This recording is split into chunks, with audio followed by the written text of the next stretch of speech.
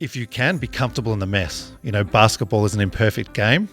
So when you give direction, you've got younger athletes or junior athletes, they're not going to get it right the first time. So I think by being comfortable with it being messy, not 100%, you can then, pause and coach the detail of that.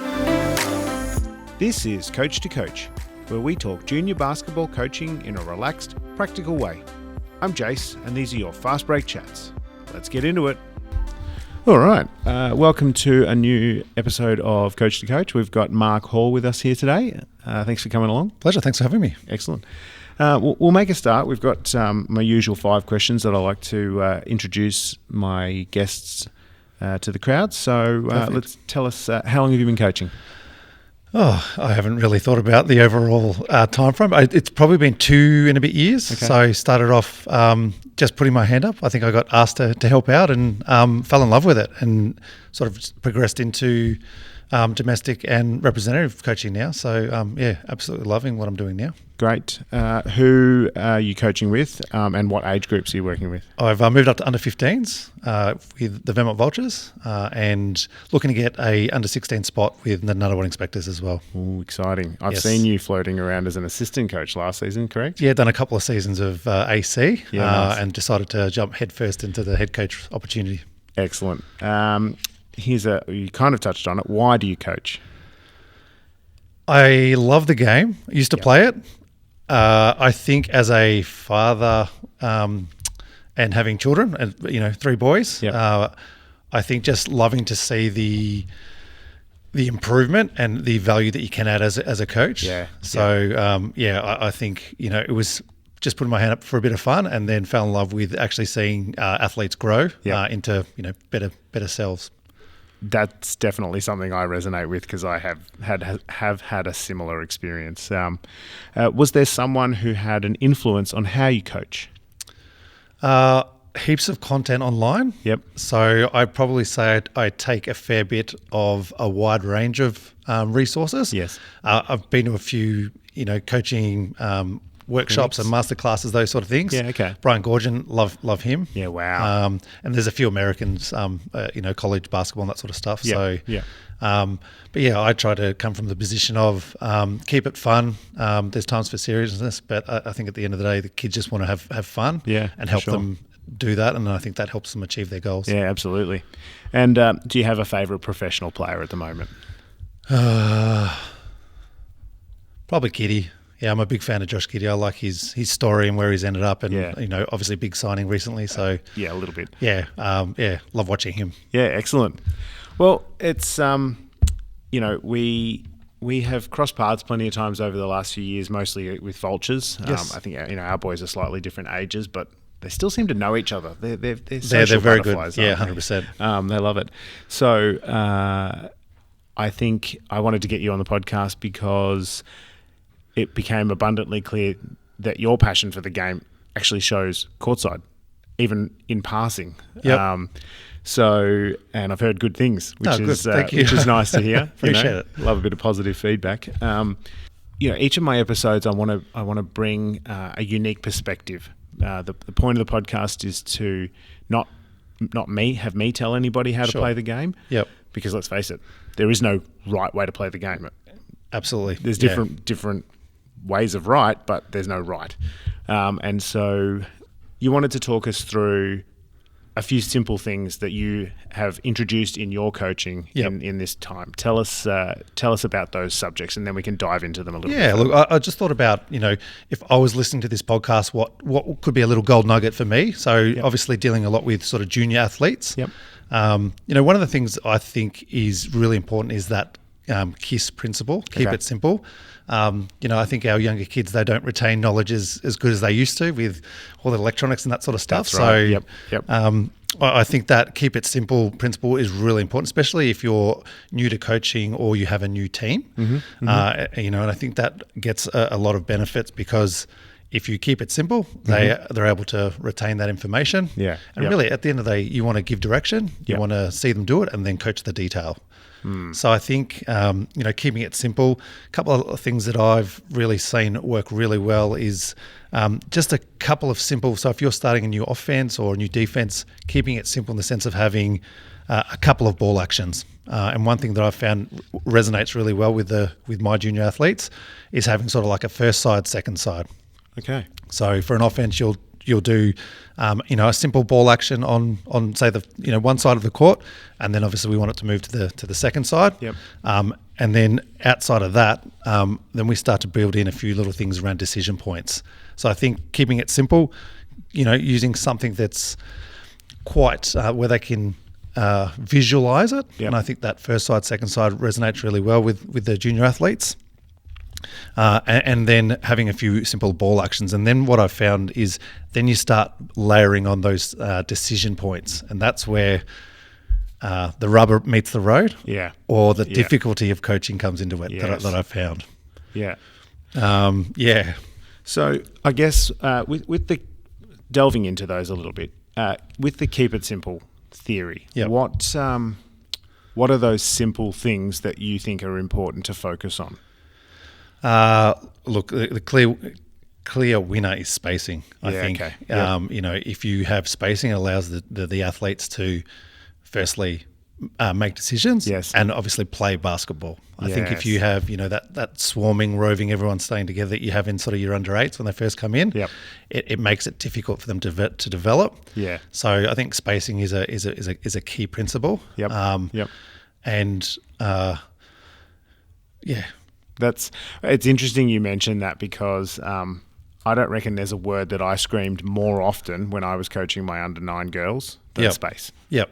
It wasn't defense, it wasn't move, it was space. Because you're right, the opportunities present when you're not crowded in players. Yeah, 100%. Yeah. Yeah, absolutely.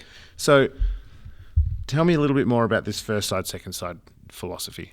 Yeah, so I picked this up actually from Brian Gorgin's coaching class. I think it came out of Basketball Victoria, Basketball Australia. Yeah, okay. And it was simple, and not to get too technical, No, but okay. the first side was basically a two-man action. So Okay. it could be a dribble handoff, something really simple, first side, early attack.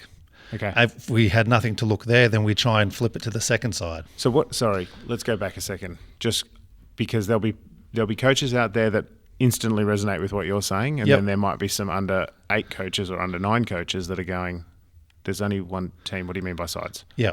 So when you say first side, second side, what are you referring If to? you literally envisage a line down the middle that splits the court into half, that's how I say first side is one side of half a court, and then the second side is... You mean is down the guts? Down the guts, yeah, split line. Ah. Yeah, if you think okay. about straight down the split line, Yep. your offensive, your point guard will come down, will Yep. dribble, Yep. and then go into that first side action. Yes. Okay. That makes sense. Dribble now. handoff. Yep. Yep. Pick and Pick and roll. all that sort of stuff. Yep, yep. Try to get a paint touch. Yep. If you can't get that, then we want to move the defense. So then we flick it to the other side, Uh-huh. and then we go. They use the word a three-man shape. Yep. And there's a whole suite of things you can do out of that as well. Yeah. Look, I'm aware that we have to be conscious of the fact that we are like audio only. So, Yep.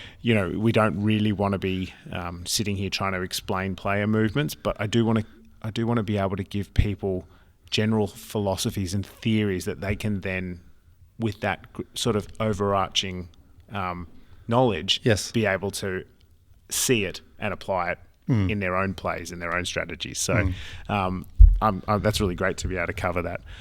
So what else do you think is going to make these players maximise their fun, maximise their competitiveness? Look, I think the second thing we sort of spoke about was, I think as you introduce new things and you give that direction, you got to let them play. And another thing I've heard that resonates really well and something that I still remember is, if you can, be comfortable in the mess. Basketball is an imperfect game. Yes. So when you give direction, you've got younger athletes or junior athletes, Yep. they're not going to get it right the first time. So I think by being comfortable with it being messy, not 100%, you can then, pause and coach the detail Yeah. Yep. of that. you hear the things around what does that mean? Be comfortable with a mess. Sometimes it could be a senior coach comes past or the head of coaching or director of coaching, and you go, oh, well, we'll stop that because that doesn't look pretty. Basketball's not a perfect game. So I think if you can, I've tried to, I get, I'm still a little bit uncomfortable when from a representative point of view, but of course. I think if you can become a bit more comfortable with it not looking perfect and it being a bit messy, you're allowing your athletes to, work it out themselves instead of coaching them, telling them how they should do it. If I stop and think about the game, 1 in 20 plays, for want of a better word, or sequences looks pretty. Yes. Not 19 of them are just like scrappy pushes to the basket, like muscling out, what's pretty about a post up? Not much. Depends who's posting up. Well, too. That's true. That's true. So, all right. So, what else do we need to cover off? And I'm now just. The other thing I had was just obviously then within that mess being confident to go the distance. So okay, actually, I'm going to chop for a second. So we'll come back to that. Something we talked about before the show days ago was repetition. Yes, and that was something that very much resonated with me. So coming off that messiness, just sort of like being comfortable with that messiness. Can you lead into what that kind of what's involved in that, accepting that, look, I think going back to that being comfortable in the messiness of basketball and the imperfect nature that it can be is also within that repping it out.